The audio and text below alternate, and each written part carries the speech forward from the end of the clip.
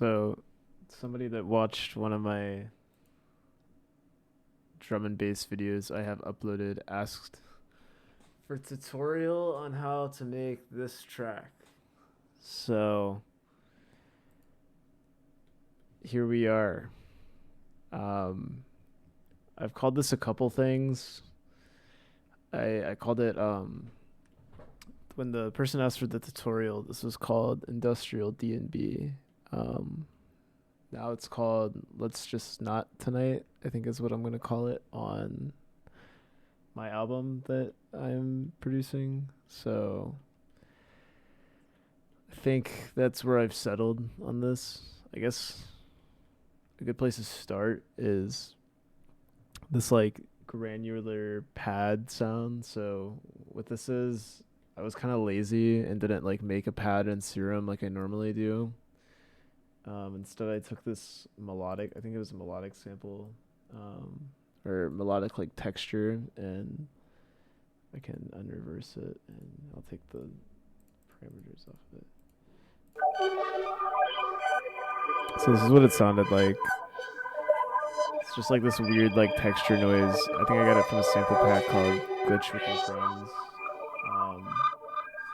Nothing like too crazy. It's just like kind of doing a bunch of shit. It's all in G, as it says G at the top. But I took this and I reversed it, and then I threw a Valhalla supermassive reverb on it. This is a free plugin. It sounds really good. I use it for a lot of things. There's like a ton of different default like settings. I'm using the Cirrus Major mode. I can't remember. This might just be like the default preset. It's been a while since I've messed with this one, but I think it might just be like the default one that I changed some knobs on. I threw some EQ on it to get rid of some of the high end because it was kind of harsh, as you could hear with like the last one. Then I threw some compression on it to take out some of the low end and like bring out some of those like higher frequencies and like some of the middle ones. I used OTT for this. You could easily use like Fruity multiband compressor if you wanted to, or Maximus would work too, or I mean even like Fruity compressor probably, but I like OTT. I kind of like how it sounds on stuff. And then I threw a spectral gate on it, which gives it that like spectrally sound, I guess. I don't know a better way to put that. And then another EQ to get rid of some of the like really harsh, like it was making some like very painful like high end if I replay it without the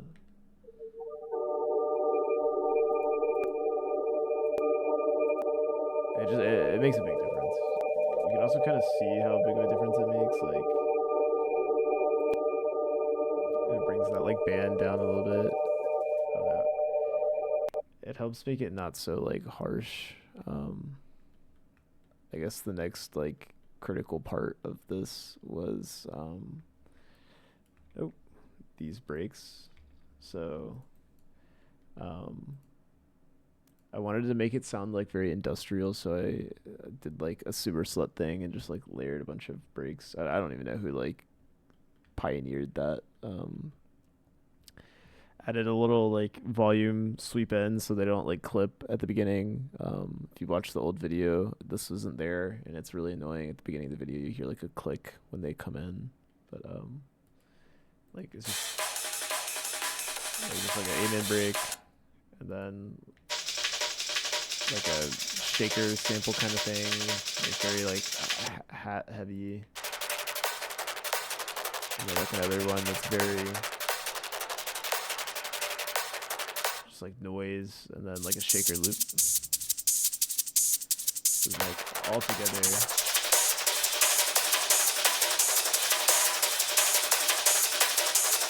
it's very muddy and like some people would probably call this like rumbly. I don't know a good way to describe it, but I think it sounds really good with the like the textural pad sound, and it reminds me of being in like a factory. Like I don't know, like it sounds like machines are like whirring, and I don't know. It gives me like an industrial vibe. I think it works. which like these are just all going through. I have the 3 breaks going through this bus, which is linked to the drum bus, which is like got nothing on it. It's just like sending it to the master channel. And so I could just like control the volume of all of them. But here I have Luxverb, and I'm pretty sure I'm using the live drum room preset. Like 99.9% sure that's the one I'm using.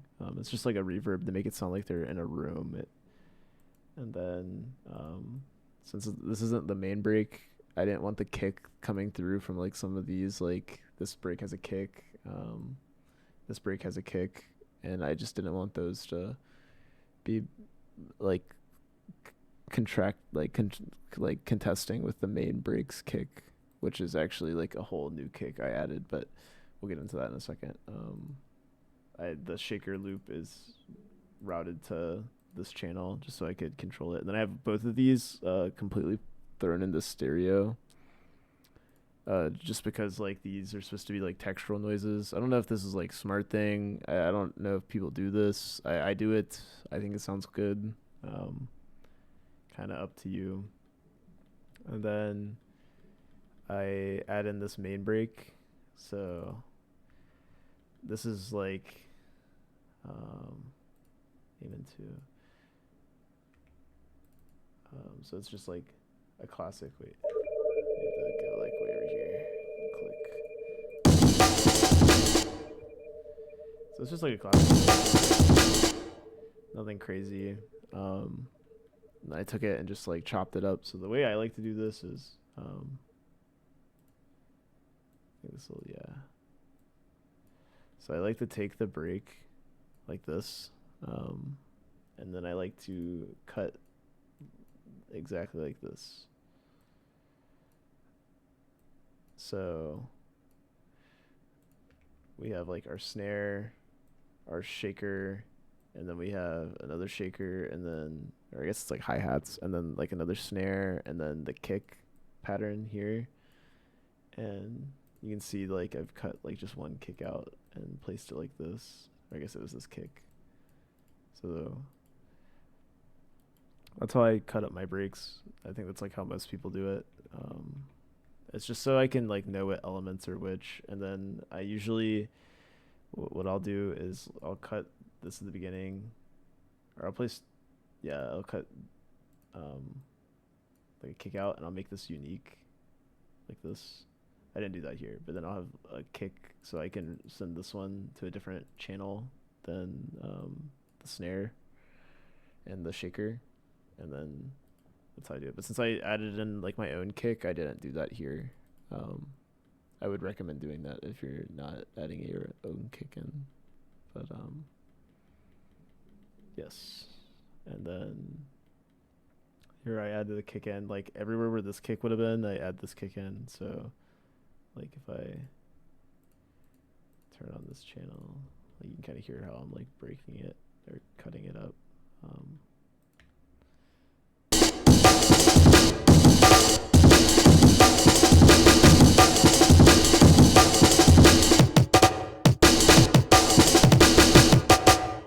I like cutting off the tail of the kick. It just like makes it sound a little punchier in my opinion. You can like adjust this as needed. I think it sounds really good on the snare, like cutting it and like bringing it back. It adds like, I don't know, it gives it some like flavor.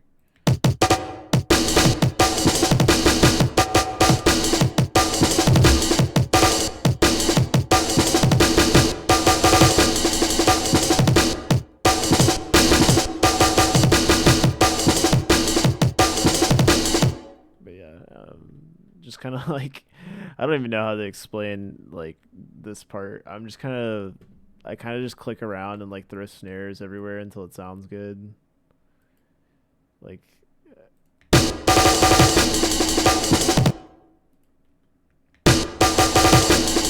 I kind of like that rhythmic pulse, like where there's not a snare here. But I mean, you know, you just play around with it. Like I feel like the more you throw breaks down, you get better at it. I'm not even like good at it. I just be doing random stuff to be honest. And then there's just like this break section, and then it comes back in, and then like Like I added a bass in, or I guess, so key thing with this break, go back into that. The main break has a wave shaper on it to make it kind of crunchier and louder so that you can hear it well. And then it also has another Luxfer that I'm 99.9% sure has the live drum room preset on it. I like that one. And then some EQ. This is for a filter sweep later. And then this is to make the snare just like a little bit louder.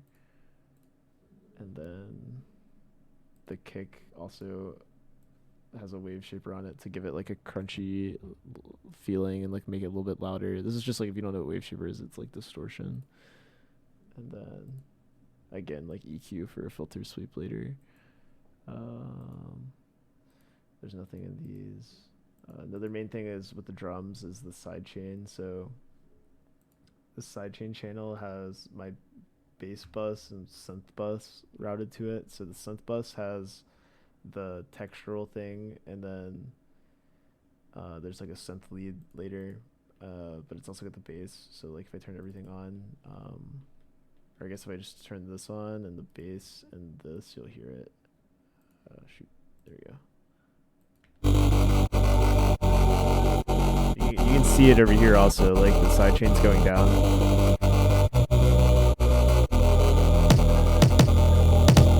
And this is just so you can hear the kick, because it's like a little hard.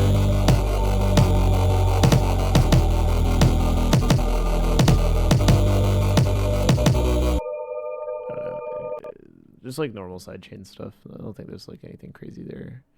You could also, like, I've been using kilohertz compactor for this now, but I think this is still a good way to do it. It gives you a little bit more like, I don't know, it's just a different sound, but you have to place it like on all of these kicks. It's not too bad. I guess we can go into like the bass. This is just a serum patch I made, so it's just like a saw wave or triangle, saw wave, and then like a super saw wave, and then a sine sub with some white noise, and then an LFO on it. So if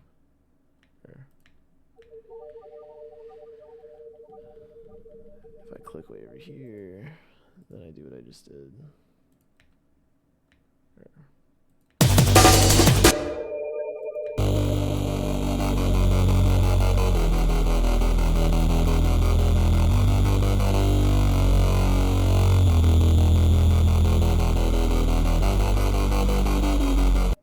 These are just like in unison, and then has like this shape so that it like filter sweeps this. My friend Lauren taught me how to do this. Pretty cool. But the bass line's really simple. It's just like 1-7-6 stepping down. Nothing too crazy. I changed the bass a lot from like that initial video. I didn't really like it. It was okay. And then this serum patch is this like 12-string guitar preset that I've like messed a lot with. Like I've added a wave shaper, a bit crusher. I think this is like one of these like bottomless pit 5th down, delayed glow 5th up, one of those settings, and then like a bunch of EQ on it to like give it some kind of effect. I take this one off in the drop, if you want to call it that.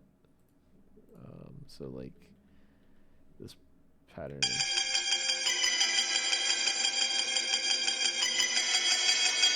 It's like very noisy.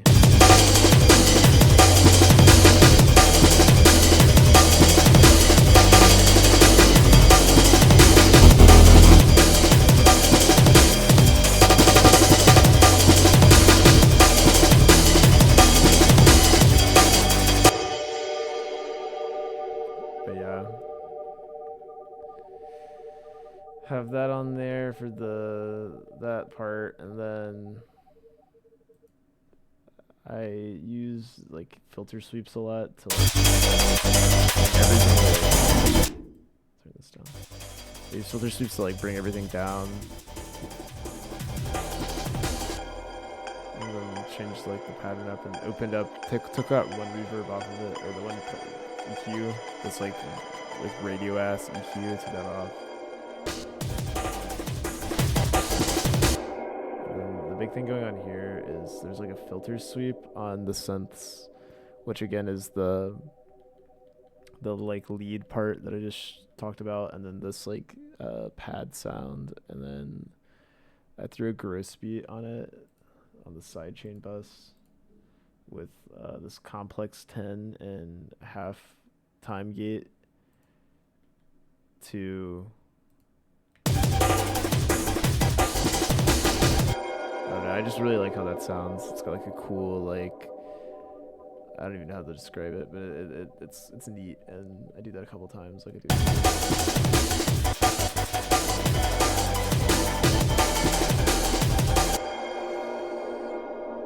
I do it. I change it up a little bit every year.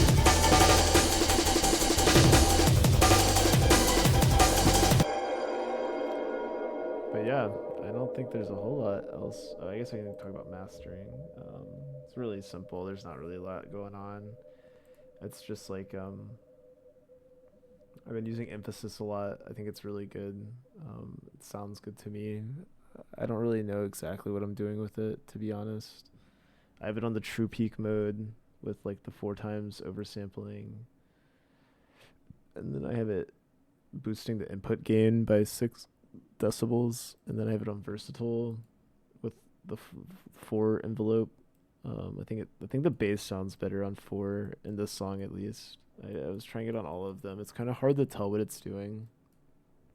I still don't even really understand this plugin very well, but I'm probably using this wrong, so I would take what I'm saying with a grain of salt. I would take everything I've said with a grain of salt, but I keep it on 4, and then I put the hardness on 7, and then it's just like barely hitting the limiter, but it sounds good. Without it,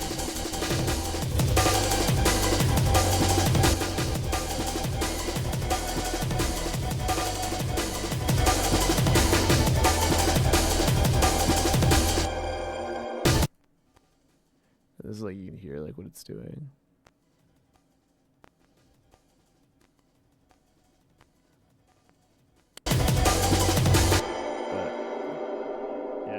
Song I like literally just put emphasis on it. Sometimes I throw like a Maximus for some like compression, or like a mid side EQ. I use Ozone for that. I'm just kind of like take a look at like what each are doing. I guess I gotta turn it on.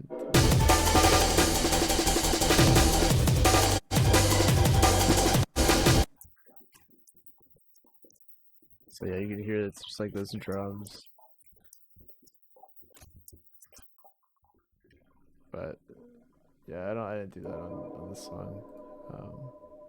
And then like sometimes I use like Ozone. I use Ozone for whatever reason. Parametric EQ is good too. Ozone's free, from what I remember.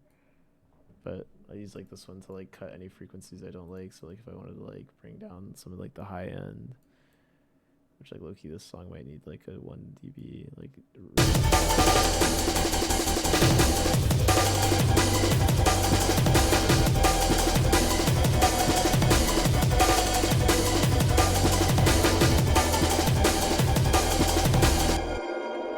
Yeah, but I'm not gonna change it like a whole lot right now, but like I think it might need this, it might not.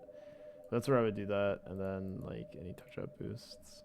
Like if I think like the like mids need something.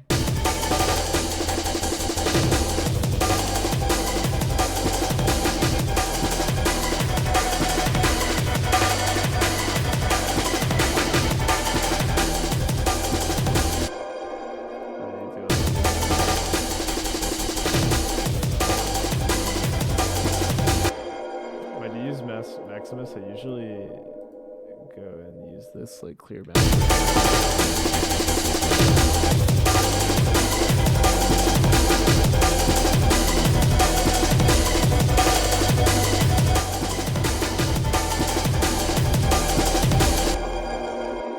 Now it's like really slamming the like hell out of emphasis.